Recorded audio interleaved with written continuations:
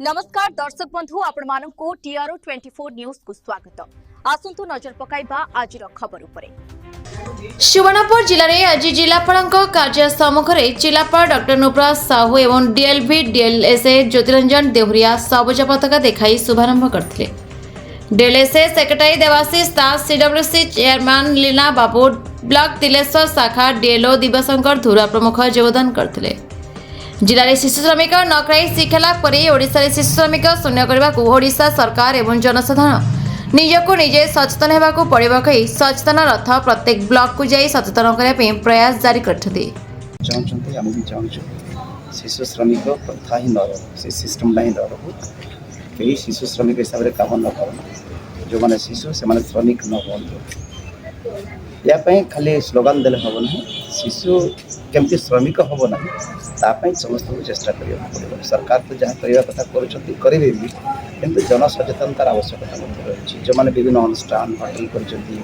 विभिन्न श्रम आस्थान गुड़ाक जो सब अच्छी सीटी जो मैंने कम नियोजित कर श्रमिक मानक सचेतन होगा दरकार अच्छी कि शिशु जमी श्रमिक हेबे ना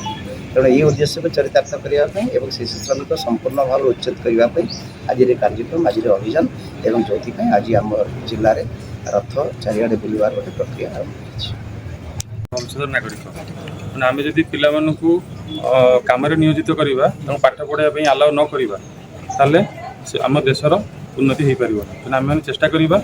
लोक मान भर सेंसिटाइजेशन प्रोग्राम सब क्रिएट करके अवेयर करवा एवं पिला पाठ पढ़ाई अधिका उत्साहित करवा। जदि से कम करने चाहते प्राप्त बयस आसला कम करूँ कि पाठ पढ़ा समय से कम न करूँ। एथिपाई मु सर्वसाधारण समस्त अनुरोध करी जे से समस्ते चेष्टा करूँ मिलित भाव में जे जो प्रथा चली चाइल्ड लेबर एटा कि अटकेबा। धन्यवाद। रथटा बाहरी समस्त को ये अवेयरनेस प्रोग्राम कहुई शिशु मानू कौन से जगह काम न लगे सरकार जहाँ कर तो कर जो मैंने कम लगौं से मैंने भी अवेयरनेस प्रोग्राम को देखी से कम न लगे एजुकेशन रे जड़ित होगापाई मोर बात जो राज्यव्यापी जो अभियान चलती से अनुसार आमर ये वर्ष आमर प्रथम ये आम रथ आज सचेतनता रथ गुड़ेचु यहाँ आमर सब ब्लॉक को टच करी सचेतना वार्ता देव जो मैंने आमर जो मालिक अच्छा कौन से दुकान बाजार कि होटेल मालिक ये सब शिशु श्रम नियोजित विरत रखिए एवं आमर जो सीरीज ऑफ एक्टिविटीज अच्छी से आम जो 45 डेज भितर आम बहुत गुड़ा एक्टिविटी कर मीटिंग सभा समिति करूँ चाइल्ड लेबर रेस्क्यू अभियान अच्छी तो आम जमी सुवर्णपुर जिला को शिशु श्रम मुक्त करूँ राज्य ये अच्छी शिशु श्रम मुक्त ओडिशा से आम ये करूँ संकल्प नौ कम करूँ ठीक से सचेतन रथ बुले तार सर्वप्रथम समस्त नमस्कार।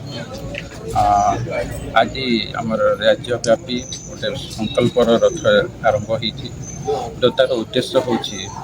शिशु श्रम मुक्त आमर ओडिशा आर प्रथम पर्याय आज आरंभ है गोटे सचेतनता रथ माध्यम शिशु श्रमिक निराकरण सचेतनता रथ गोटा आम सुवर्णपुर जिला आम जिलापाल कार्यालय गोटे आरंभ हो एवं एटा आमर प्रत्येक आमर सहरांचल एवं ब्लॉक को प्रसार